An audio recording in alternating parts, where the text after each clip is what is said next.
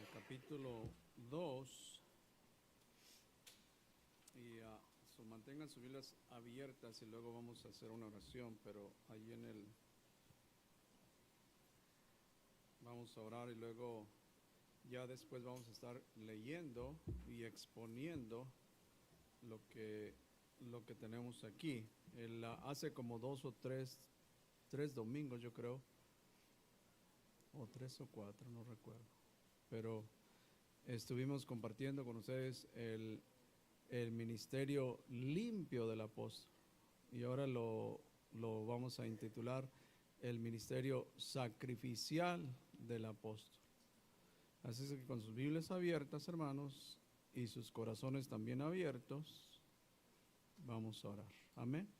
Padre, en esta mañana nuevamente venimos delante de ti, oh Dios, venimos, Señor, con esa disposición de adorarte, de bendecirte, de darte gracias y sobre todo de escuchar tu palabra.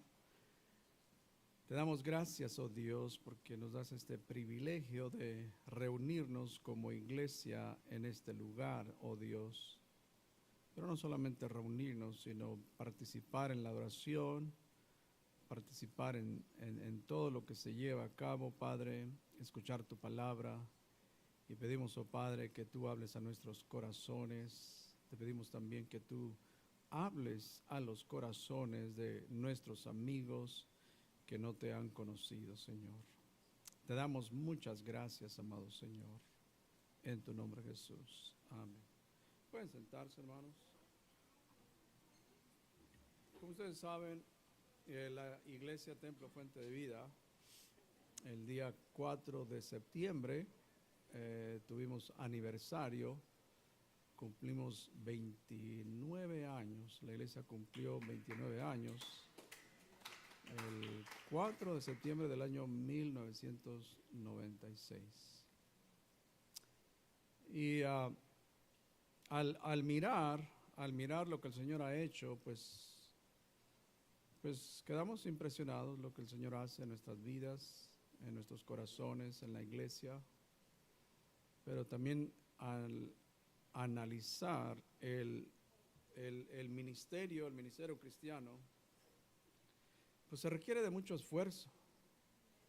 O sea, se requiere de mucho esfuerzo, trabajo, sacrificios, desvelos, fatigas, aflicciones y una lista, ¿no? Una lista continua.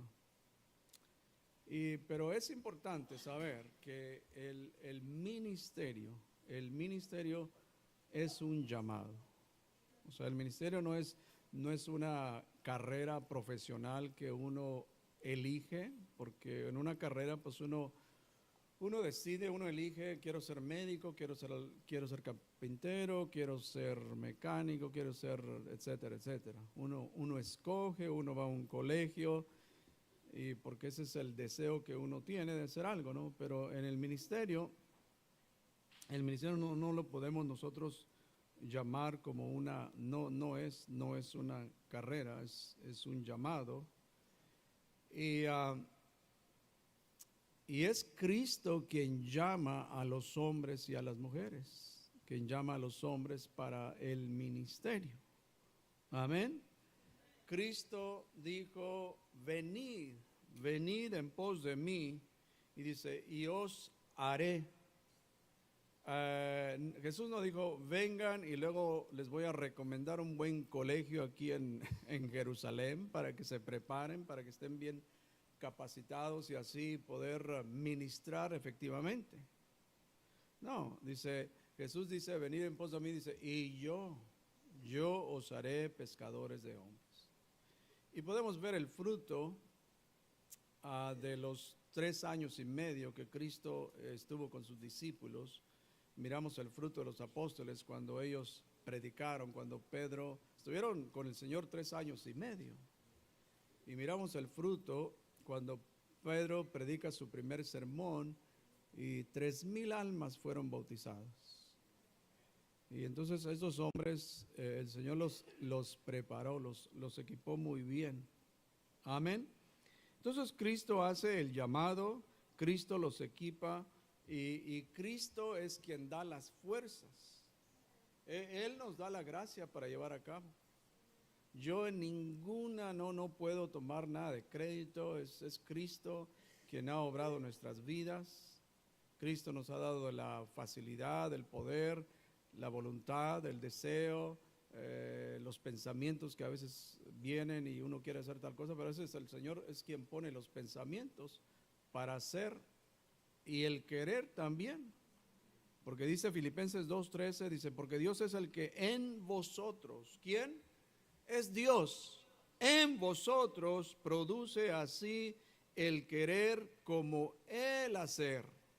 Produce el querer, porque no todos quieren, hermanos, pero a veces Dios, el Dios del cielo, milagrosamente nos impulsa a querer hacer las cosas. ¿Por qué? Dice, por su buena voluntad. Y todavía me acuerdo en aquellos años, en mi juventud, en momentos, yo diría, muy especiales, cuando tenía yo ese gran deseo de hacer algo por el Señor. De tal manera que se perdía el sueño, no podía dormir y pensando de la necesidad, pensando en los pecadores, y eso me quitaba el sueño. A veces yo mismo me decía, estoy aquí dormilón y gente se está perdiendo. Yo mismo me hablaba a sí mismo, porque tenía ese gran deseo, esa compasión por la gente del mundo. Y me gozaba grandemente en mi juventud. Empecé a leer muchos libros de misioneros, de evangelistas en todo el mundo. Realmente me impactaron mucho la vida de ellos, la dedicación y sobre todo el gran sacrificio que porque en aquellos años, en los 40, los 50, no tenían los medios que hoy se tiene. Y el gran sacrificio que estos hombres hicieron por la causa del Señor. Y al leer sus biografías, eso producía en mí pues más deseo de servir. Y yo digo, llegará ese día cuando nosotros vamos a tener que hacernos a un lado. O sea, es la realidad. Va a llegar ese día cuando nosotros vamos a hacer a un lado para dejar a la juventud, para que ellos continúen la obra del Señor. Ellos tienen que continuar. Nuestros hijos que están aquí, están creciendo, entonces nuestros jóvenes, ellos tienen que liderar, tienen que llevar a cabo la obra del Señor. Ese es nuestro gran deseo. Porque no podemos decir, bueno, pues allá que ellos se las arreglen. Yo ya me voy a morir, ay, que ellos. No, hermanos. No. Tenemos que equiparlos, hermanos. Amén. Y mientras tanto, pues vamos a seguir equipando a la siguiente generación, nuevamente para que continúen haciendo la obra del Señor. Que el Señor impulse, que el Señor ponga ese deseo, porque no todos tienen el deseo. No todos tienen ese deseo, que el Señor ponga ese deseo en los jóvenes, hacer algo por la obra del Señor. Amén.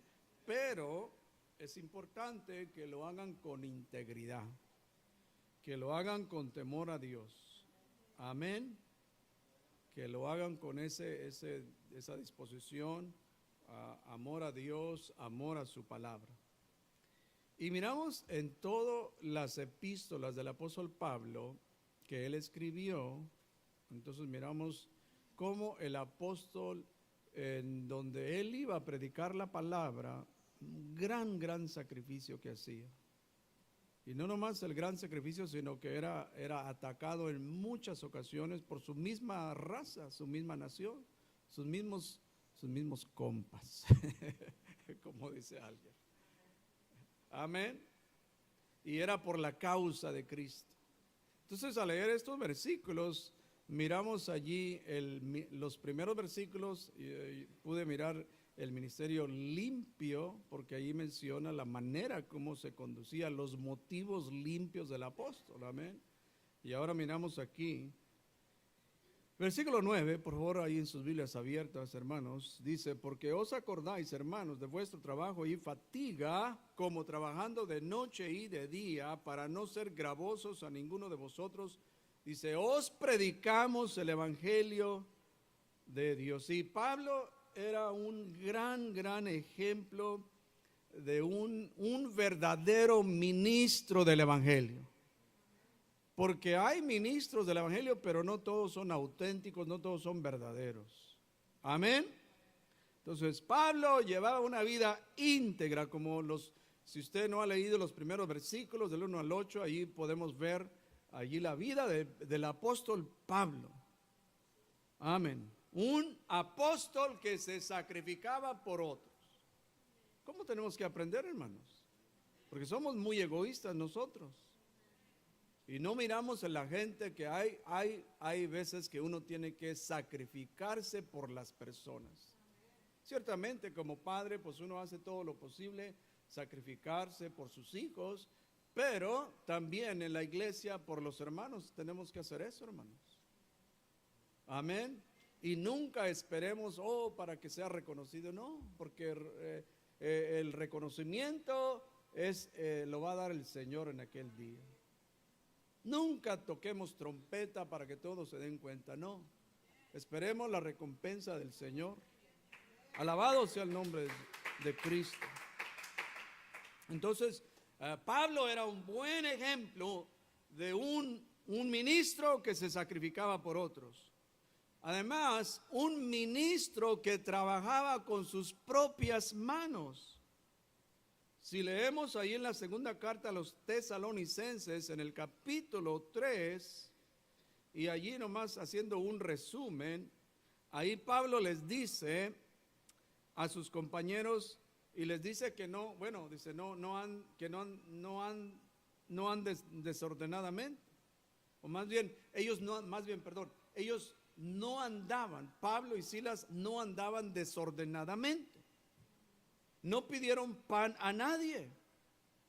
Ellos, Pablo y Silas, ellos ganaron su propio pan, trabajando con sus manos.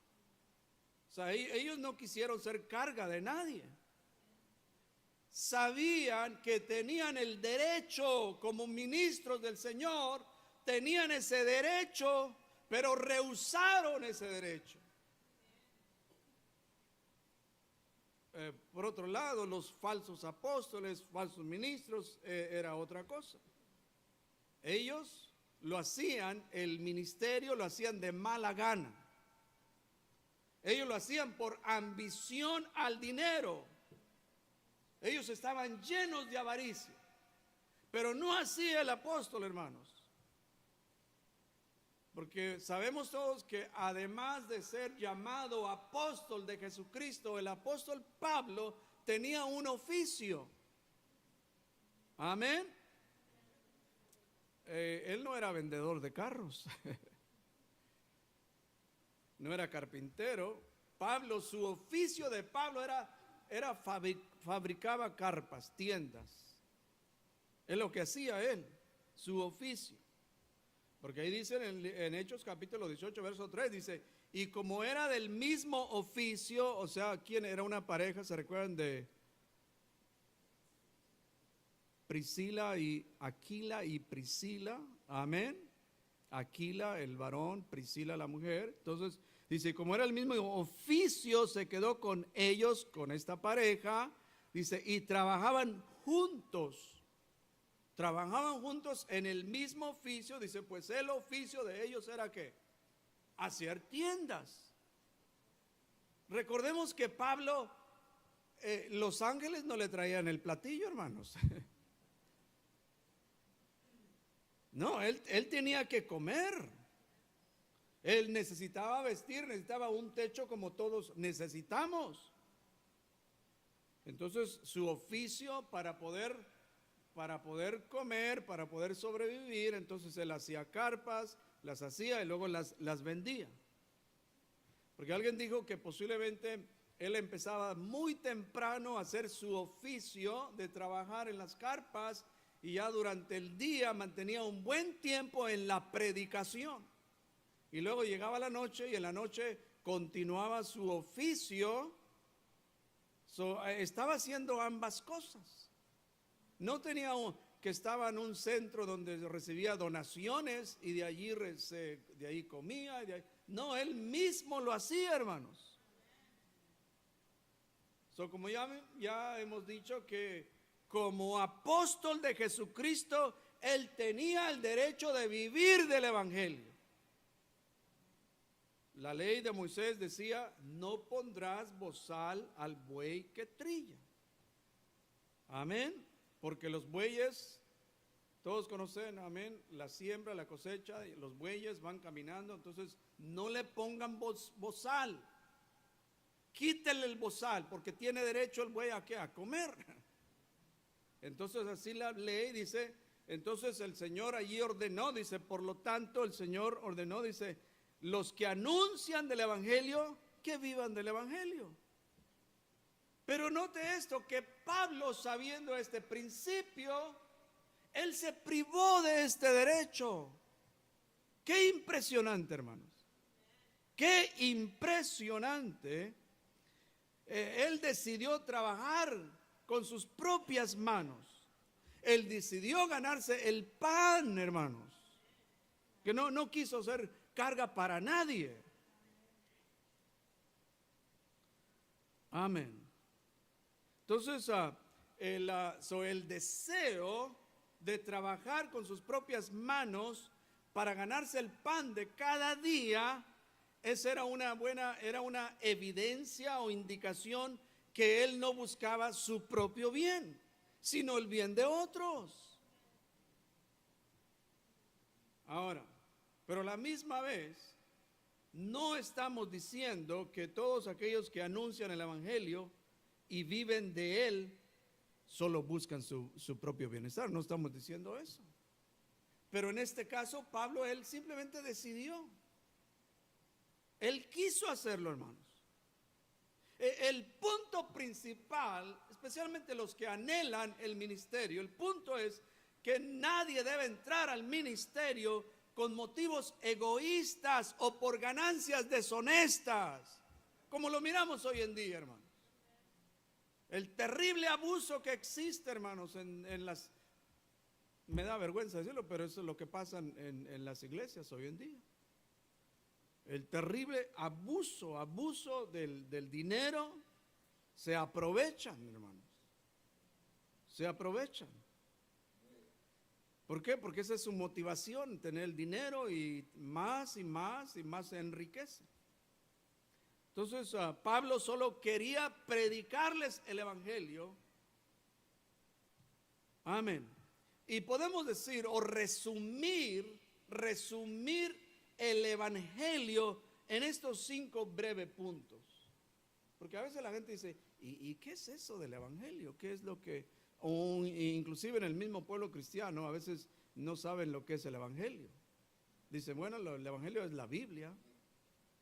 El evangelio es Cristo. Bueno, sí, pero hay que mirar los aspectos del evangelio.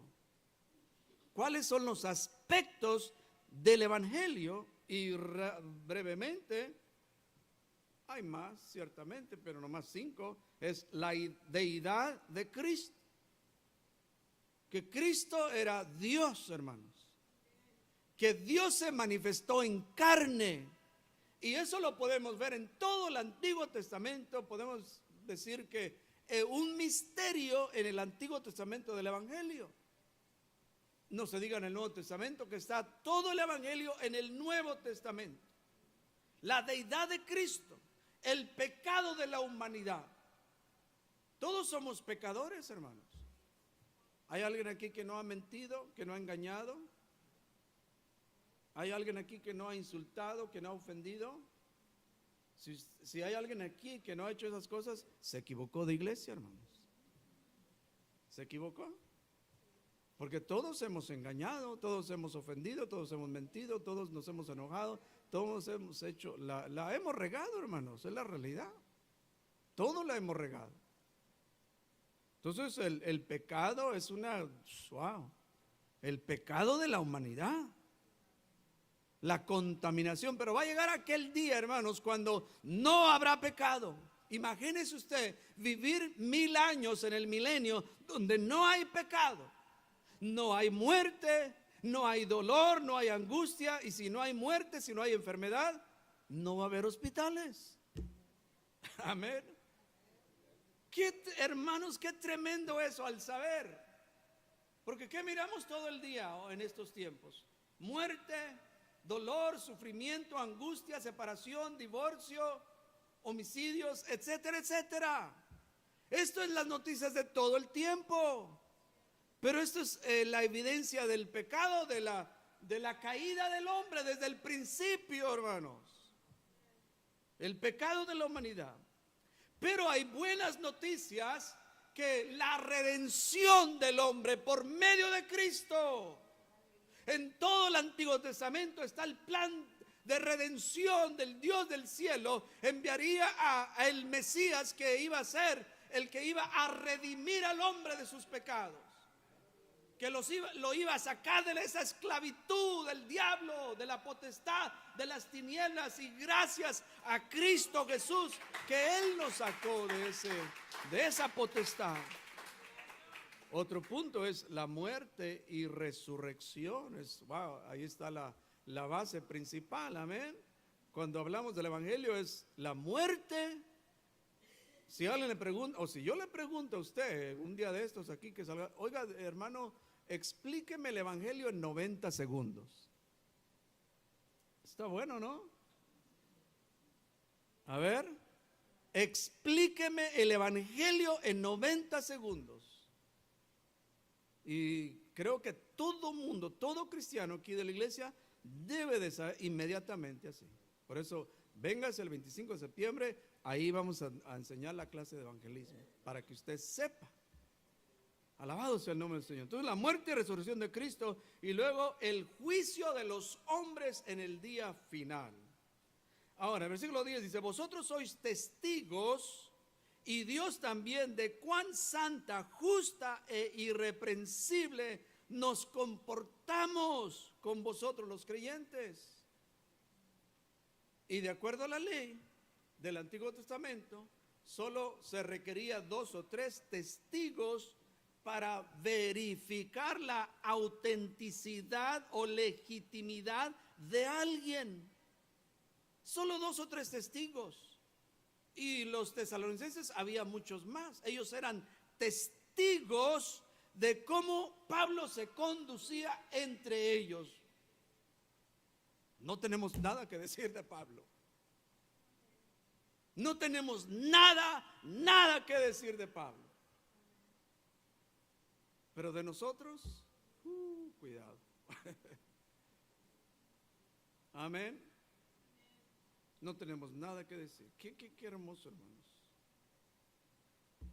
¿Sabes decir? En Tesalónica no podían acusar a Pablo de ser arrogante, de ser vanidoso,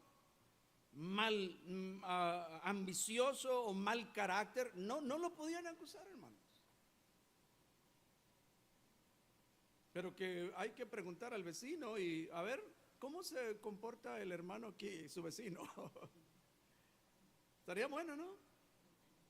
Más bien ustedes vayan a donde vivo y pregunten bueno, apenas lo estoy conociendo a los vecinos allí, pero sería bueno que hubieran ido a mi casa y pregunten a mi vecino: ¿y cómo se comporta aquí la familia Serna?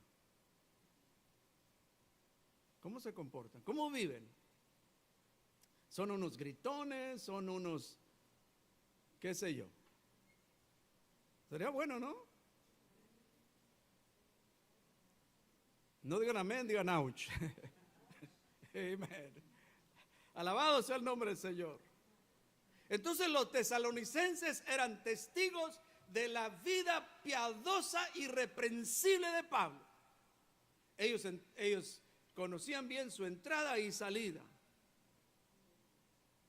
su vida íntegra y irreprochable. Y nuevamente, hermanos, debemos orar por nuestros líderes. todos nosotros, el liderazgo del Templo Fuente de Vida, que sean cristianos, que vivamos una vida santa. Bendito sea su nombre. Una vida limpia, buena conducta, buen testimonio de los de dentro, de los de fuera, de que podemos ir al trabajo donde ellos trabajan y, oye, ¿cómo se comporta aquí este hermano? Va a mi iglesia. ¿Cómo se comporta? ¿Cómo? Sería bueno, ¿no? Entonces, oremos, hermanos, para que realmente Dios pues trate con cada uno de nosotros, hermano, que seamos buen ejemplo a otras personas. Por eso Pablo le dice a Timoteo, un versículo muy conocido, allí en 1 Timoteo 4:12, le dice, ninguno tenga en poco tu juventud, y luego le dice, sino sé ejemplo de los creyentes en palabra, amén, nuestra palabra, si es un sí, que sea sí, si es un no, que sea no, que no le digamos ahorita a alguien sí, y luego después le cambiemos, ¿no? Somos de doble, ¿no? Amén. Que con esta persona, wow, y luego ya empezamos a hablar del otro. ¿Qué es eso, hermanos? No seamos así, hermanos. No seamos así. Seamos buen ejemplo. Dice, palabra, conducta, amor, espíritu, fe y pureza. Ahí podemos sacar un sermón de todo eso, hermano. De todas esas características importantes del liderazgo, hermanos. Alabado sea el nombre del Señor. Mi primer pastor decía, si das mal testimonio, no digas que vienes de esta iglesia. Amén. Si das mal testimonio, ya dice, no digas que vienes de esta iglesia. Bueno, él decía, pero tiene verdad ahí. Versículo 11 y 12 dice, así como también sabéis de qué modo como el Padre a sus hijos exhortábamos y consolábamos a cada uno de vosotros y os encargábamos que anduvieseis como es digno de Dios que os llamó a su reino y su gloria. La versión del lenguaje sencillo dice, y también insistíamos en que vivieran como deben vivir, dice, en que vivieran como deben vivir los que son de Dios. ¿Cuántos aquí son de Dios? ¿Cuántos son de Dios? Somos de Dios, amén. Claro que sí, somos de Dios, por su gracia, por su bondad. Dice, los que han sido llamados a compartir su propio reino y poder. Entonces, nosotros somos de Dios. Cristo nos compró con su sangre preciosa. Hemos sido llamados del reino de las tinieblas a su luz. Entonces, por lo tanto, debemos vivir diferente como los mundanos. Muy diferente. No podemos vivir como ellos viven. No podemos decir lo que ellos dicen. No podemos entrar donde ellos entran. Debemos vivir una vida diferente. Amén. Claro que sí. Porque no somos de este mundo. Somos un pueblo llamados a, nuevamente, como es digno de Dios que os llamó a su reino y gloria. Efesios 4:1 dice, yo pues, preso en el Señor, os ruego que andéis, todos digan andéis, andéis como es digno de la vocación con que fuisteis llamados, y luego aquí ya empieza a decir, ¿cómo debemos andar? Dice, con toda humildad y mansedumbre, soportándoos con paciencia los unos a los otros en amor. Nosotros los discípulos hemos recibido un llamado especial, un llamado para servir a Dios. Entonces nuestro andar siempre debemos andar con humildad. Nunca debemos ser arrogantes, presumidos, creídos. Oh, mira, esto lo compré en y no sabes cuánto me salió. ¿Ah? Y queremos presumir allí. Invitamos a alguien, oh mira, oh aquí mira, compré esto y compré esto otro y me salió tanto. Y no, ¿para qué, hermanos? Te voy a quemar. Mira lo que me compré, mira cuánto me salió. No, no, hermano, no. No, hermano, no.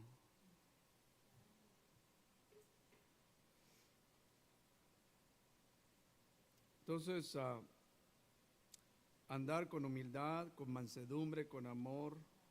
¿Por qué? Porque estamos siguiendo las pisadas de ¿quién? De Cristo. Aprended de mí que soy manso y humilde de corazón. Hay que seguir a Cristo, hermanos. Hay que aprender de Cristo cómo Él vivía. Oh, bendito sea su nombre, hermanos.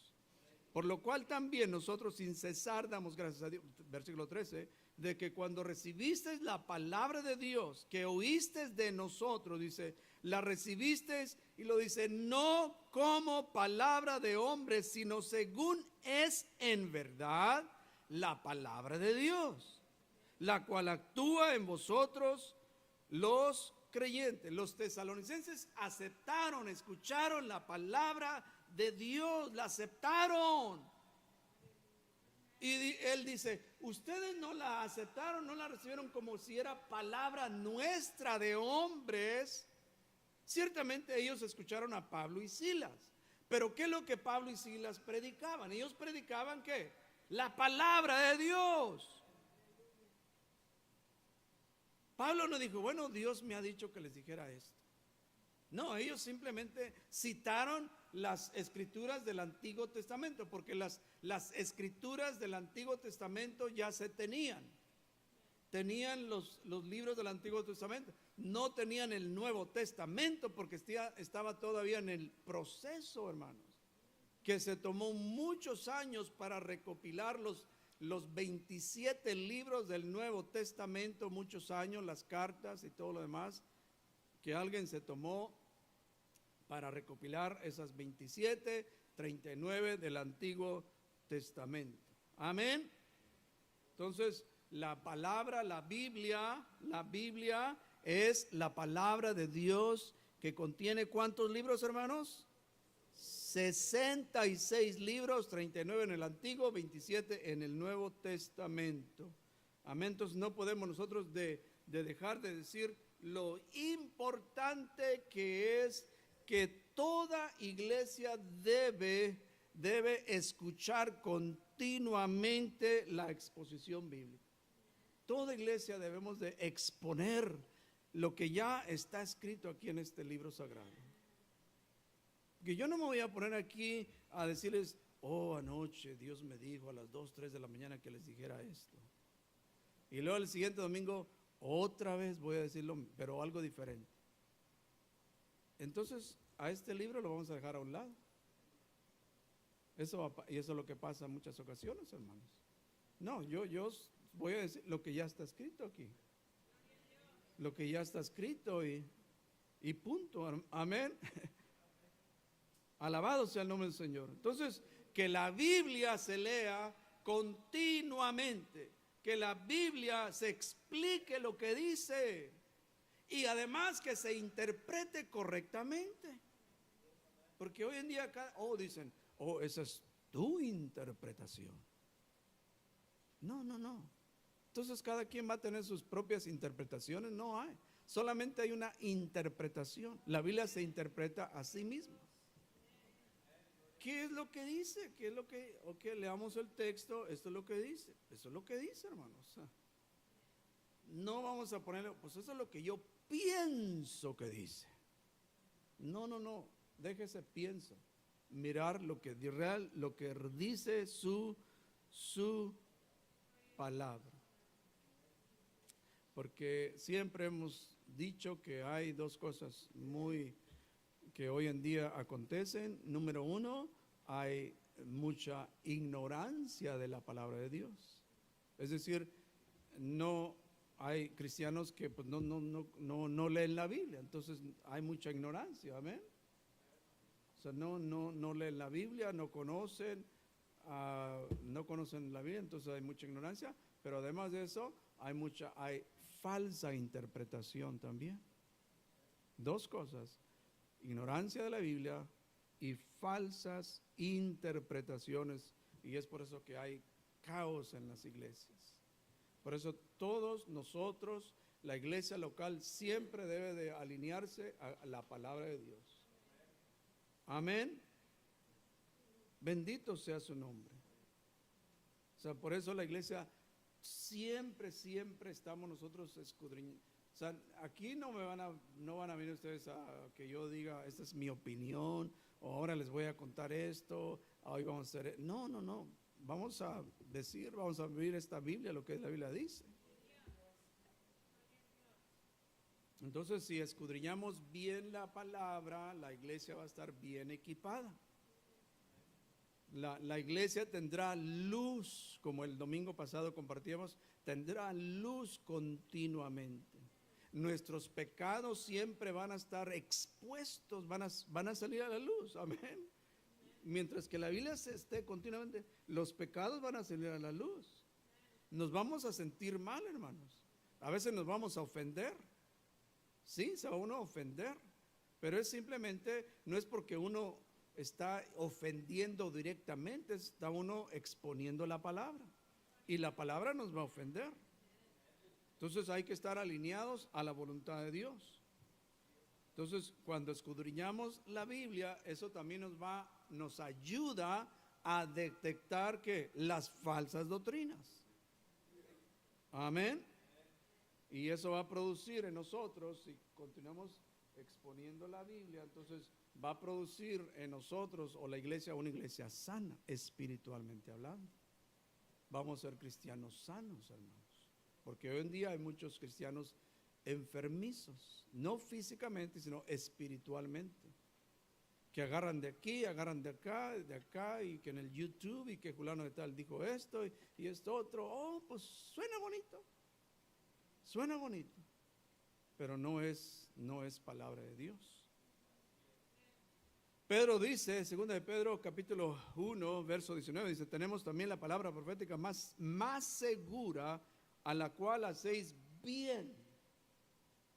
Entonces, si tenemos la palabra de Dios, profética significa al Antiguo y Nuevo Testamento, amén. La palabra profética, entonces dice, la cual hacéis bien estarse atentos como una antorcha que alumbra en lugar oscuro, hasta que el día esclarezca y el lucero de la mañana salga a vuestros corazones.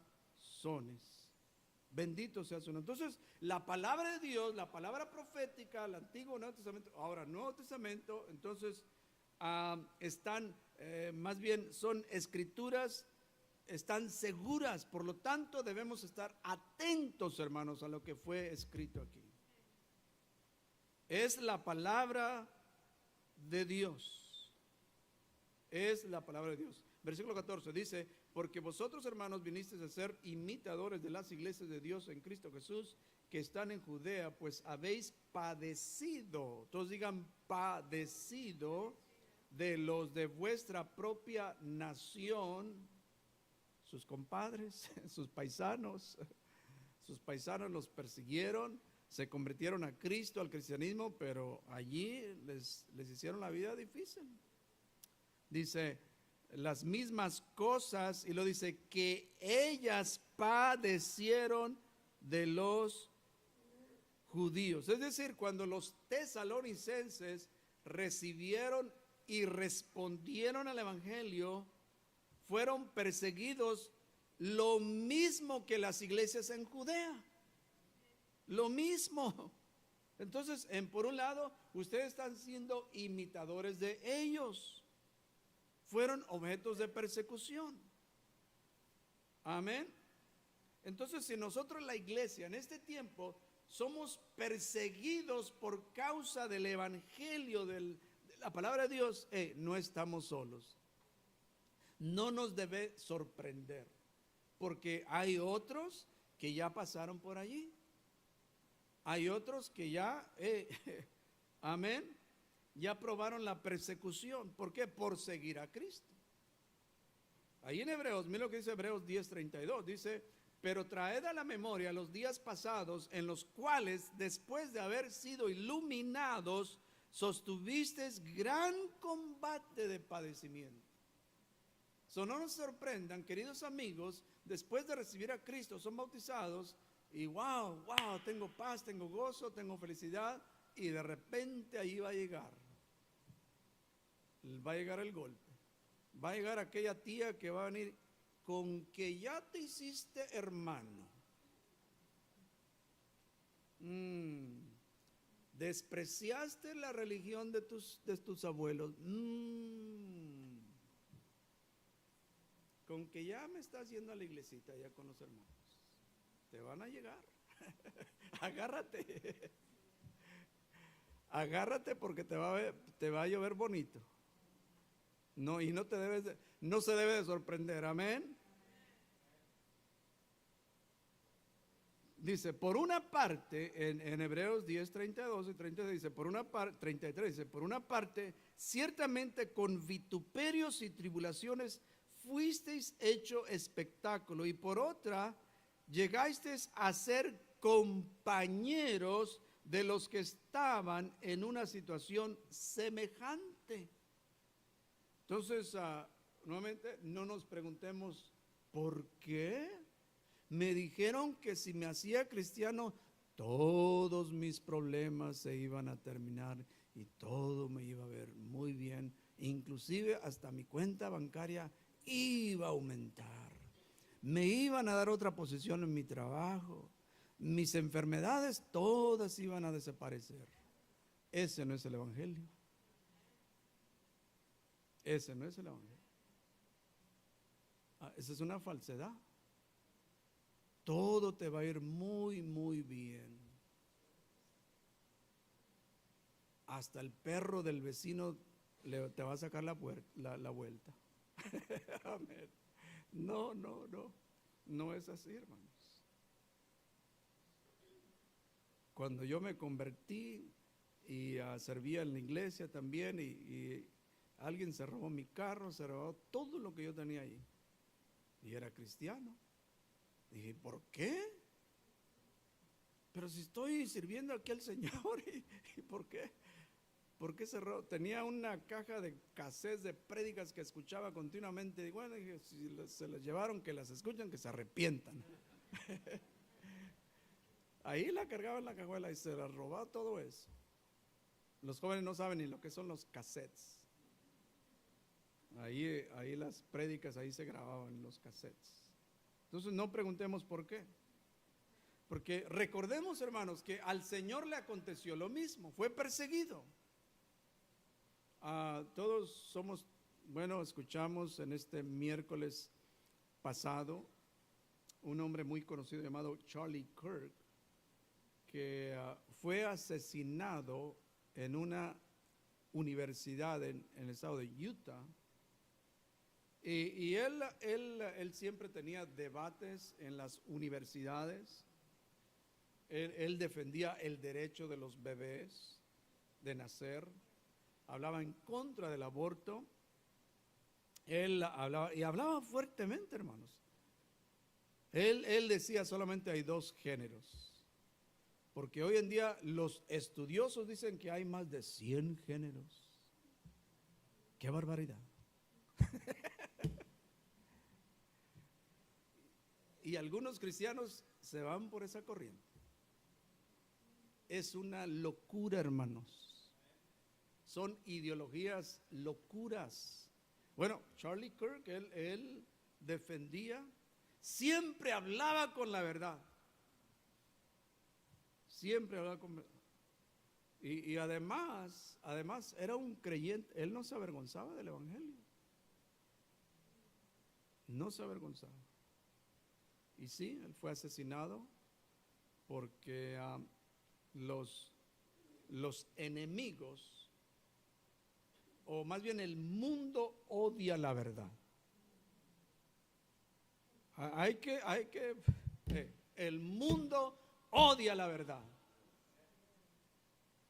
Entonces, cuando alguien se levanta hablando la verdad, puede ser silenciado. Y eso lo hemos visto en el pasado en muchas ocasiones. Hombres que quieren levantarse con la verdad y quieren callarnos. Porque saben, dicen, este es peligroso. Este nos va a derrumbar nuestras ideologías. Este nos va a dar un golpe muy fuerte. Por lo tanto, hay que silenciarlo. Y sí, eso le pasó a Charlie Kirk. Qué terrible, hermanos. Y piensan que uno se va a callar ya. Ay, no, hay que no decir nada. No. Nunca debemos de callarnos, hermanos. Nunca debemos de callarnos y tener miedo de decir, oh, ya mejor ya no voy a decir nada. Hay que decir la verdad, hermanos. Todos sabemos lo que le pasó a el diácono Esteban, amén. Los religiosos judíos, luego, él habló con la verdad, él habló la palabra y luego lo mataron, lo apedrearon. Entonces vivimos en un mundo que odia y rechaza la verdad. Alguien dijo esta frase, no se sabe ni quién la dijo, pero dice, el mal triunfa cuando los hombres buenos no hacen nada. El mal triunfa cuando los hombres buenos no hacen nada. Cuando la gente a veces dice, no digas nada, no te metas en problemas. ¿Cómo que no te metas en problemas? Amén.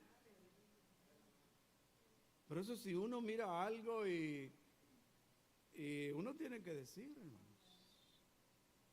hay que meternos en problemas a veces, por causa de la verdad, por causa de la justicia. Hay que meternos aunque pase lo que pase. Alabado sea el nombre del Señor.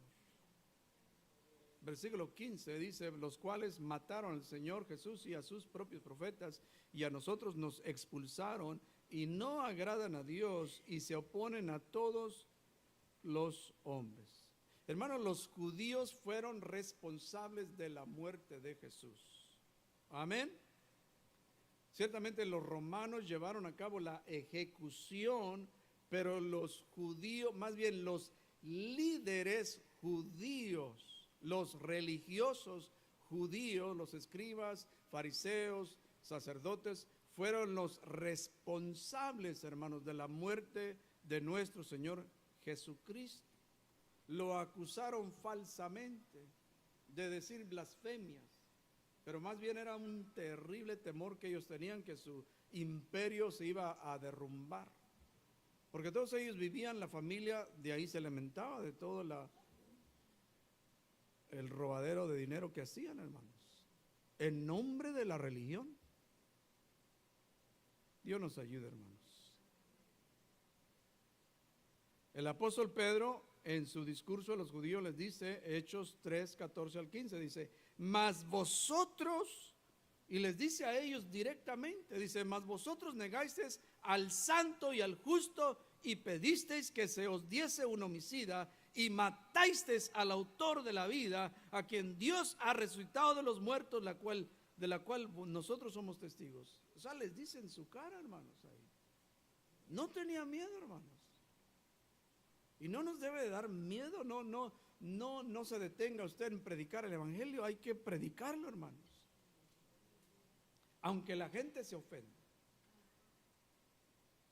Porque a veces hay hermanos que dicen, ay, no vayas a decir nada aquí, hay que, no vayas a causar problemas, no hables de la iglesia, no hables de Cristo, aquí hay gente importante. No queremos causar problemas. No queremos causar división. Hermanos, Cristo divide. ¿Cómo la ve?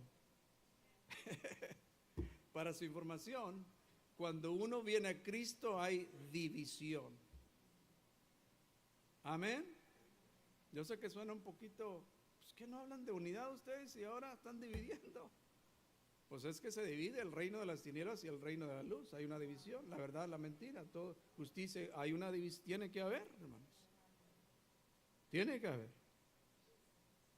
Entonces los cristianos del primer siglo enfrentaron mucha oposición. Ya voy a concluir, hermanos, versículo 16, dice, impidiéndonos hablar a los gentiles para que estos se salven. Entonces los judíos hacían todo lo posible para que los gentiles no escucharan el mensaje. Hacían todo lo posible. Pero sabemos nosotros que la gente se salva mediante que la predicación del evangelio. La gente se salva mediante la predicación. Y como decíamos hace algunos domingos, que el diablo siempre va a impedir que se predique el evangelio. Va a hacer todo lo posible. Sí, tengan sus reuniones, sí, tengan sus fiestas, sí, tengan sus cultos de avivamiento, pero no prediquen el evangelio. Alabado sea el nombre del Señor. Dios quiere que todos los hombres se arrepientan. Según de Pedro 3:9, el Señor no retarda su promesa, según algunos la tienen por tardanza, sino que es paciente para con nosotros, no queriendo que ninguno perezca, sino que todos procedan al arrepentimiento. Amén. Y nuestra oración es que los que escuchan el evangelio, que verdaderamente se arrepientan de todo corazón, un arrepentimiento genuino, un arrepentimiento de corazón, una transformación de mente, como decía algunos domingos, que cuando uno viene a Cristo es una transformación masiva, hermanos. Masiva que se debe de mirar en nosotros, evidencias que realmente hemos nacido de nuevo. Entonces, amigos, en esta mañana pues invitamos a que realmente no hay, o sea, Cristo es el camino. Él es el camino. Y algún día usted estará delante del Dios que juzgará a los vivos y a los muertos. Por lo tanto, cree en Jesús, arrepiente de tus pecados. Puestos de pie. Vamos a orar, hermanos, en esta mañana.